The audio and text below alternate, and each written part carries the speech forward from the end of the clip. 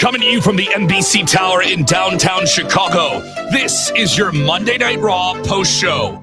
We're going to get started in just a second, but here's where we need the hot tag from you. Share the link, rate Raw in the comments, and get on screen. The road to WrestleMania begins tonight. Edge is back. Randy Orton attacked him, and we have breaking news about a champion in the WWE. It's a big day, and we want you in the conversation. We're starting in just a little bit. Don't go anywhere.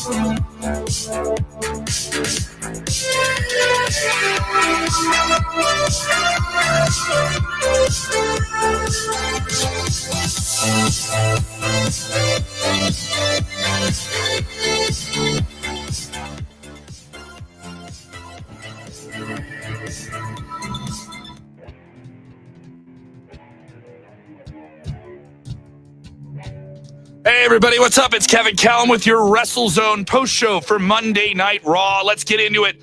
What did you think of it? Edge is back, only to be attacked by Randy Orton. That son of a... Are you ready for WrestleMania?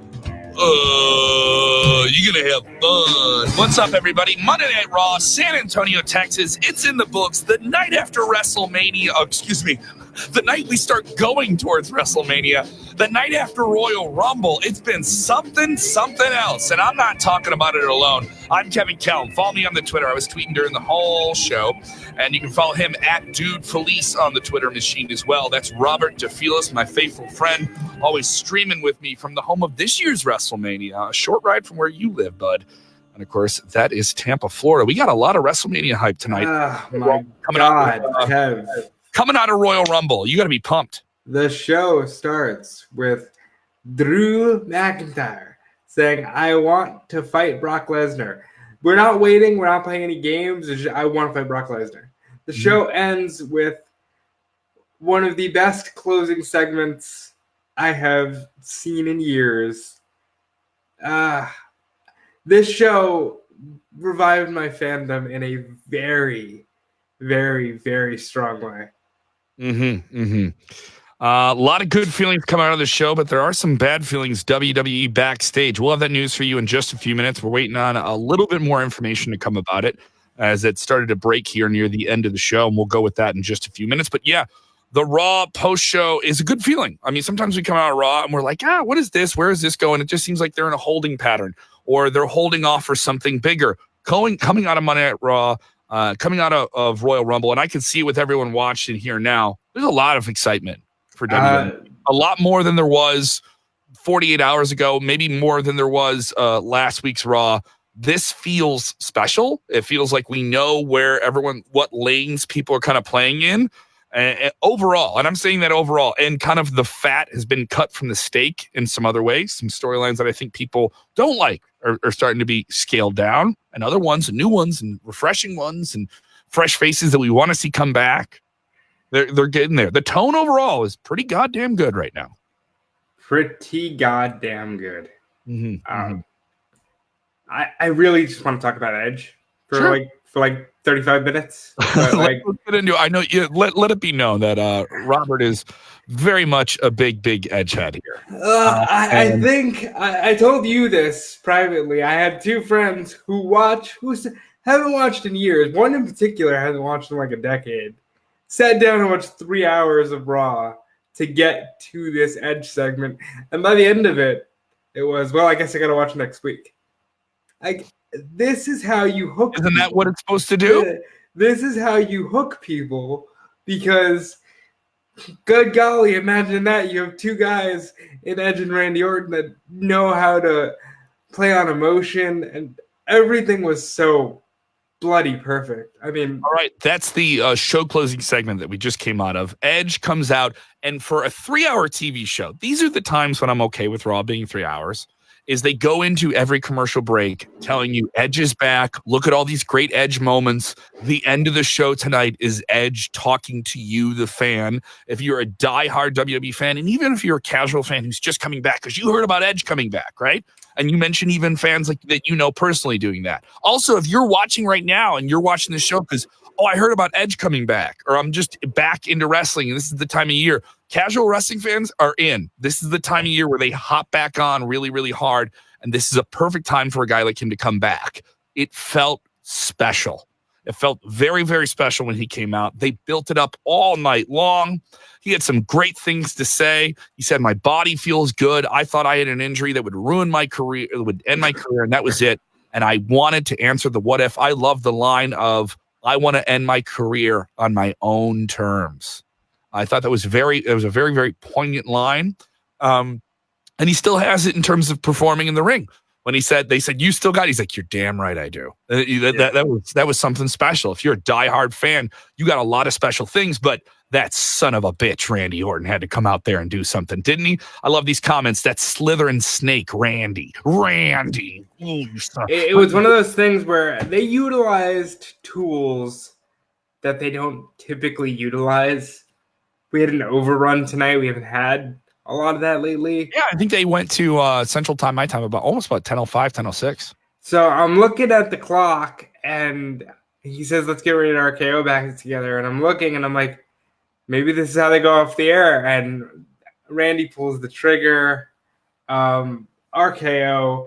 I think there were a lot of fans that saw it predictably once Orton got out there. But here's the thing. Those who are rushing to that, just because something's predictable doesn't mean it's bad. When Hogan slammed Andrade, it was awesome. When Daniel Bryan won the title, it was an awesome thing. You have guys who can play those hit songs, those specific tones so well. I mean, Randy Orton can be a guy that you cheer or boo. He is in that rarefied territory, and most of the things you're going to remember from him are him being a heel and him being a low-down, mean, bad guy. And Edge, even when he's evil and even when he's good, he's always known for being passionate and caring so much about what he does and just wanting to be almost like a Daniel Bryan of a different era. And that same where he's just a guy that you like because you revere his passion for it. And Randy Orton is this privileged son of a bitch whose dad did it. Now he can manipulate people and attack them. And there's something not wrong about that. You know what I mean? It's almost like a super group. You know, like Audio Slave, when they got Chris Cornell from Soundgarden with the dudes from Rage Against the Machine, and you would think, wow, what is this going to be like? And then they heard it, and it was great, right? It's a super band. They've played together before. Coming out of this segment, I kind of knew once Orton got in the ring, it was if he doesn't turn on him now, maybe they're going to do it later, right? But they did it right away. This is WrestleMania time. Maybe we don't see Edge for a while, but if you're telling me this is the match we get at WrestleMania, I'm okay with it. I'm a lot more into it than I was coming out of the Royal Rumble. You feel for Edge. You're invested. I'm on the road with that storyline. Let's talk about the camera work. Mm-hmm. The close-up on the trembling hand. Like, you're really making it think, oh, wow, this dude he could be paralyzed right here. Mm-hmm. Yeah, and it was such good. Also, the part where he placed his head in the chair and went up to the top rope and didn't do it, only to come back and hit him with a concerto. Which is just a wonderful callback to those who know Edge's career. Just so much. Like, we made fun of the John Moxley thing. Like, oh, that's such good shit. This was Yeah. as good shit as you get from WWE. Also, I'll say this. This is Vince McMahon written all over it. This has Vince McMahon written all over it. And the pausing, the letting the crowd propel the big notes of the story you're trying to sell, and really laying those things in and taking the time. That is something that you see McMahon do when he does his promos. He takes that pause and lets the crowd really react to what he's saying and then kind of picks it up. And you see a lot of guys who have that 20, 15-year experience on live television, and you see it in their timing and their pacing. And you saw it with both these guys. I'm more into this. I'll say this. Let me surprise people.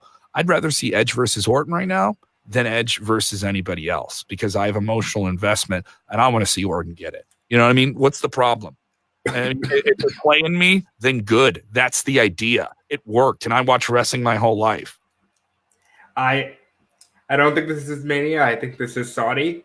Oh, okay. But they do have the Super Showdown show at the end of February. Yeah. But this is so good. This is everything I love about wrestling. They just don't, and I know this is going to sound so... Says Vince. Who is this Vince guy that everyone keeps talking about? Yeah, I mean, I know this is going to sound so like I'm an older fan who's a little jaded, but they just do not make them like this. They don't. They, like everybody right now does good stuff in the ring. This was perfect on the mic. Edge addressing... Todd Brown texting in here saying, I'm good with Edge versus Orton in Mania, but the reason why wrestlers get hurt so much in WWE, second day back after 9 years from retiring from a severe neck injury, he takes that damage. Well, Todd, they got you. That's why that was so convincing. They hit a man with a chair and a neck, a surgically repaired neck. Like, oh, how can he do? He knows he had an injury, and Randy Orton did that to him. How could they do that his second night back? They got you. The chair to the spine. And there's no commentary. And you hear Edge, almost like if he was placed directly under the ring mic, just scream. Like, as if he hasn't been hit with a chair in 9 years. Imagine that. It was so perfect. And you're just immediately thinking, these two are going to get it on. And it's going to be so good. Now, I want to see Edge versus everybody. The Edge versus every, and notice Edge did bring that up. He did mention the newer faces he hasn't wrestled with that have come up since he left, and he mentioned that. But we bring up, when is this match with Edge and Orton going to happen? When are we going to get conclusion? When are we going to savor a sweet steak that's getting cooked here? Chris Brown texting in: do we get Edge versus Orton in Saudi or at WrestleMania? I could go with Mania. I think Mania is the place where you do it. If Edge is a character that you just want to remind fans that he's there and then kind of pay it off at WrestleMania, that's a cool place. I'm going with Saudi just because the Saudi crowd likes their older matches. And at least this one, unlike Undertaker versus Goldberg, has heat to it.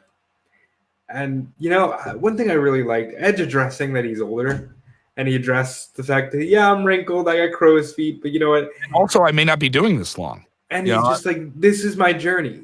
This is the journey that led me.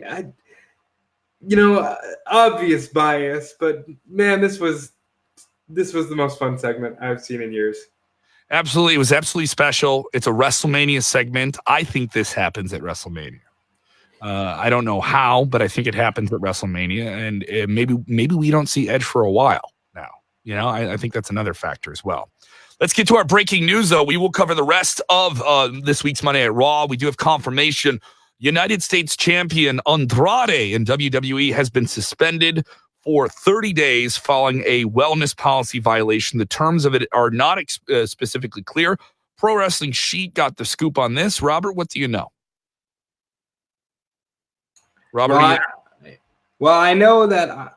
as we saw, he was taken out of action by Humberto Carrillo with a hammerlock DDT on the exposed concrete. And this is a wellness violation. So this is 30 days. Not totally clear, but, this is his first violation. We're seeing WWE hand these out again.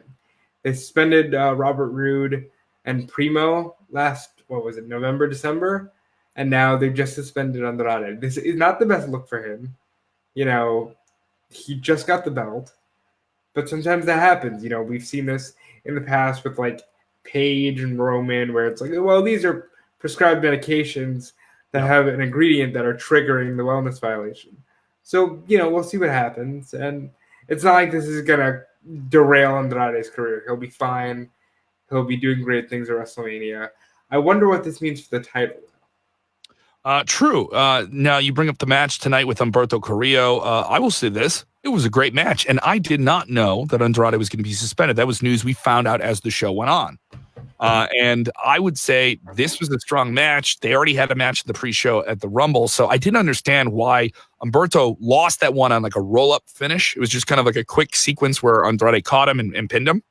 And this one, a lot more competitive to the point where Humberto had him. Did a big moonsault off the top rope. He has him. He's going to pin him, and then Vega interrupts the match and DQs it, only for Humberto to fire up and say, I've had enough of this. You laid me out. You put me on the injured reserve for a month. Now I'm going to DDT your head on the concrete. And that's just what we got. This is the most fiery we've ever seen Humberto Carrillo. I think the meatiest we've ever seen his character on television. The word is that Paul Heyman, the head producer and director of WWE Monday Night Raw, is very fond of him. And as well as WWE Chairman Vince McMahon. They are very fond of the young upstart that is Humberto Carrillo. But a lot of fans question the guy's charisma. Andrade, established guy, obviously has gotten big wins over Rey Mysterio recently, but you got to think that this backstage stuff kind of affects that. I'm surprised they didn't put the title on Humberto here. I'm a little surprised given the circumstances, but it was better to see him fire up than just win the title as a plucky babyface. Mm-hmm. Scott George texting and said they should have took the title off him then. I don't know how you fans are feeling about it, but, maybe there's a direction you're going here with this to get these guys down the road. And surprising for Humberto, a guy who hasn't been on TV for a month, to hop back in here and get a spotlight going into the most pivotal quarter of the year for WWE. And to have that spot is really strong. Let's talk about who secured their spot. The show opened up with Drew McIntyre, making it official. He is challenging Brock Lesnar for the WWE Championship at WrestleMania. He didn't want to dance around the issue. He had a Claymore party, a swift handicap victory over the OC. Don't know what favors that does them for them. But it made him look strong, only for him to get laid out by Brock Lesnar. Nothing super complicated about this. I think this story will grow as it goes along. And I don't think Drew McIntyre loses much momentum. I don't think Brock Lesnar loses much momentum. Two guys that are going into your title match at WrestleMania, both looking strong. I agree. I think this is going to be so good by the time they get in the ring. I'm just loving everything. I feel like how we joke with people want them to just do their fantasy booking. They're doing my fantasy. I cannot complain. They're doing everything I would like to see from the Monday Night Raw roster right now, except for Liv and Lana, but we'll get to that. And it just feels good. Now, Charlotte is teasing us. Charlotte is teasing everybody with who she is going to pick to face at WrestleMania. She won the Women's Royal Rumble this past weekend, which gives her the big title match.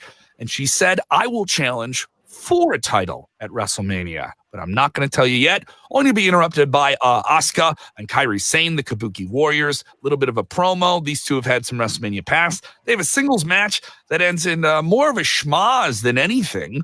And this was an interesting thing. This was a match that followed the previous segment, which had Andrade and Humberto Carrillo. That ended in a DQ with somebody interfering. This match ended in a DQ. They were both good matches. I really liked them. I loved the fire from Asuka trying to get her momentum back after losing to Becky Lynch. I loved Asuka teasing things, but I did think doing almost the same finish back segment to segment, it didn't matter. There was, though, an air of everything feels cool and exciting because Royal Rumble was last night. So on another night, this might bother me more. Tonight, it didn't. Yeah, we'll have to see how they follow up. But right now, I think we're all on that, wrestling is good again high because the Royal Rumble was great. And the following Raw was also great. What did you think here, though? Charlotte teasing something. I'm going to challenge for a title. What does that mean? Obviously we saw Becky Lynch tonight. She cut a small short promo, showed off her new goat jacket, and says that, she feels like she's the greatest of all time now because she's cleared her debt. Her outstanding loss to Asuka is now cleared. Do we do Charlotte versus Becky again? I don't think we do. Hard to say. They might pivot completely and maybe put Shayna on SmackDown and then put Charlotte on SmackDown just because they need a match there. I love this, though. I love this move. Our very own Lavelle Porter over on Twitter. Give him a follow at Above Average LLC. LLP. Saying, what? LLP. LLP. Excuse me. Great point he made here. He does all of our live shows. What if Charlotte challenges for the NXT Women's Championship? Rhea Ripley. That's, you know what? I can kind of see it. I would not be surprised at all. I would very much welcome that. Charlotte was NXT Women's Champion, but she wasn't NXT Women's Champion when it was this division, which is loaded to the gills. Mm-hmm.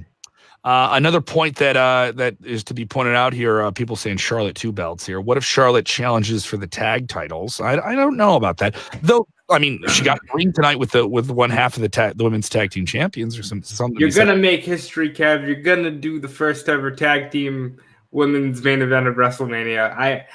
Only because of that factor can I kind of see them doing it, but it would be silly because then you're establishing a precedent that you can just pick whatever title you want. Mm-hmm. And I wouldn't want to deviate from the norm that much. Put it on Rhea Ripley. Let's see what happens. Let's see what happens here. Definitely. Let's see where it's going. Other points from Raw to follow. Liv and Lana got in the ring, and Liv Morgan made quick work of Captain Marvel. Lana, who that was her gear tonight. Same as 2 minutes, 36.47 seconds. Short. You cannot tell me that this is not just the peak of like Divas era. Let's just throw them out there real quick. They have a feud, which by the way they did not play on at all throughout the entirety of the thing after revealing it at the wedding. So no, they did play on it. They played the vignettes. They recapped. They played the vignettes, but I'm saying from the wedding to now, they did not expand upon the fact that Lana and Liv were in a relationship and it went sour and it got crazy. It was just, hey, Liv's here now. They did that. They did that when they played the vignette. That's in the vignette. What are you talking about? That's not in the vignette. I'm saying from the wedding. She interrupted the wedding. But what did they do in the 5 weeks afterwards? Nothing. They brawled and they hated each other and they threw cake at each other and they did all that stuff. We learned more about Lashley's fake first wife than we did about the relationship between Liv and Lana. All right. I'm sorry they didn't have enough depth of story to you. Okay? They should have. I mean, I'm loving the throwback stuff. I like Visit Morrison. I like Edge, but I can do without the throwback to the Divas era. I really can. I really can. Mm-hmm. Jordy Nolan saying he wasn't a fan of it. The only thing I did take from it is I did like Liv's finisher, that face buster she did off the middle rope. I thought that was kind of neat if it's going to showcase that. And Lana, not known for a great ring work, but still a very over character. She got booed out of the Astrodome there on Sunday night, though. Where I know they were banned tonight, but they also weren't in the Rumble. Is the Rusev Lashley thing just gonna quietly die? Who knows? WWE is fond of sometimes icing stories to kind of pause them out and do something else with them. But I would say WWE definitely enjoyed the digital numbers they got from that. And I would say there's not, and maybe if some of the women are with us tonight in the WrestleZone faithful, I know more women that talk to me about this that are female wrestling fans than men. And that is a very engaging storyline for them to kind of grasp on, is two women going at each other with kind of a male component. There's something there, and people were into it. Chamo comparing saying Liv Morgan is the sun. I guess you're referencing to her hotness. Okay, all right. If you want to talk about the sun, let's talk about this eclipsing, gigantic WrestleMania 36 sun. I mean, this thing takes some blue chew. What is with the size of this WrestleMania sign? Yes, it does have a big kind of Tampa Bay Buccaneers vibe to it, right? Your Buccaneers out there in Tampa Bay, right? Are vaguely Pirates. A Buccaneer is a pirate. Yes, okay. We just celebrated Gasparilla, so Pirates were everywhere in Tampa this weekend. I don't know what that means. What is that? That's a big pirate-based parade. I think even they had the Big Show was one of the grand marshals of it and everything. Pirates are big in Tampa for some bizarre reason. I don't know. Hey, you know what our cultural identification is? Remember fun criminals that just went and ruined towns and destroyed small islands? That's what we identify as. Yeah. WrestleMania 36, Pirates of the Slamabean will be something very, very okay. I'm trying to make it a thing. I'm giving you the hook. Now that was terrible. The Pirates of the Slamabean. Come on. Hey, I got a question for you. What's that? Are you ready for WrestleMania? Oh God. All right, I'm gonna go home. I gotta go home. Skip the open mic, Kev. That material is terrible.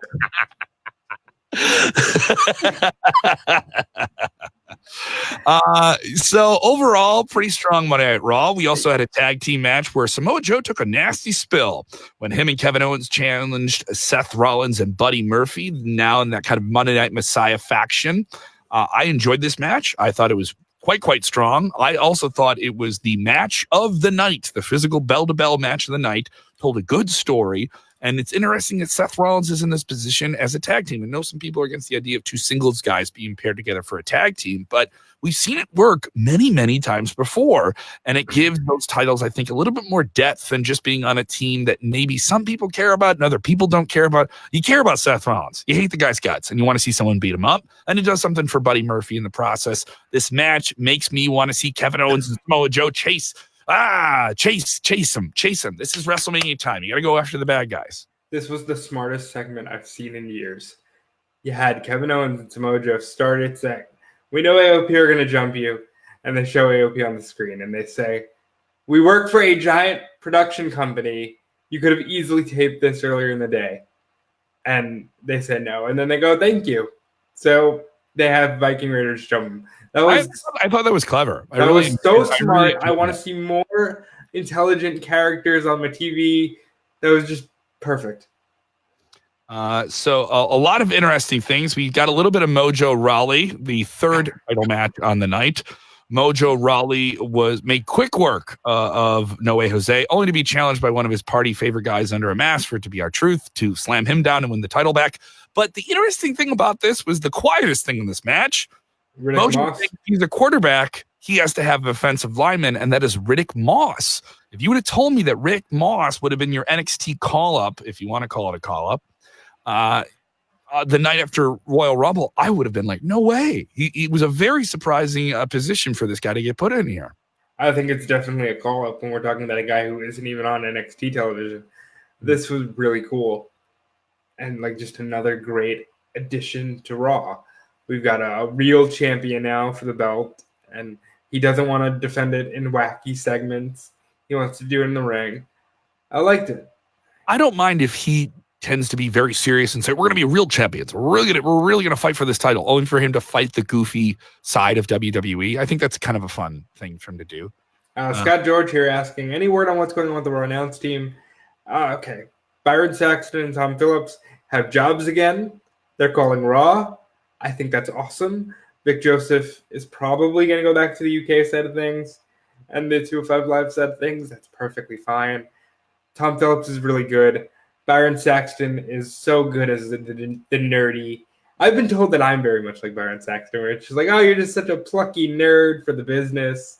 And it's just really, it's nice. He's good in that role. King gets to make fun of him. King was better tonight than he has been in months. I enjoyed it. Maybe I'm just high on wrestling right now. I don't know. I really enjoyed the bulk of the show. I enjoyed a little tidbit I enjoyed from Jerry Lawler when they asked him, like, oh, Jerry, you've been in the figure four. I bet that hurts real bad. And he goes, oh, yeah, it's real bad. I've been Charlotte's dad put me in that, and I hate that move. It's maybe the worst, most painful hold you can be into. Pause. You know, next to the sharpshooter. So I thought it was like a fun little thing that he snuck in there. When Lawler wants to be on, he's on. And I'm not saying he chooses to be off. There's times when he tries to do too much joke book stuff. But there's other times when his experience and personality really shine through. Tonight was one of those nights. I noticed last night he made a great quip of the women's Royal Rumble. Yeah, this is pretty much what I imagined heaven to be like. And it's just... got it in there. The women's Royal Rumble. He has to get his sex stuff in. Yeah, he just got it in there perfectly. Didn't overstay its welcome. Loved it. When Jerry is good, Jerry is good. Old thirsty in the mouth, Jerry Lawler. That's all he is. Yeah. The king of sleaze, Jerry Lawler. Oh, God. I mean that in the most complimentary way. Overall, this is the best Raw of the month. I don't think obviously we don't get another Raw this month, but coming out of Royal Rumble, this show just felt like a train hitting you with fun. It felt like there were so many exciting things to see happening. It feels like it really kicked off the WrestleMania season in a big, big way. I'm giving this show the highest rating I think I've given any Raw that we've done a post show for so far. I'm giving it an 8.5. I'm giving it a 9. You're giving it a 9. I'm giving Should I beef up to a 9? Should I meet you at the 9? Should we go 9 for 9? I think you should. We're going 9. I think this show was an example of WWE being good. Mm-hmm. And yes, I'm openly saying Edge is my favorite. This show was just good. It was just a good show. You are going to see the trolls come out tonight because they don't like seeing a lot of fans happy, and they just want to watch and hate it. So if you're out there and you're waiting for the trolls to show up, just come out under the bridge. Let's go. Mm-hmm. Let's get it over with. Come on. Put on your Bullet Club shirt and come out and be like, no. You Bullet Club fans got something you wanted too.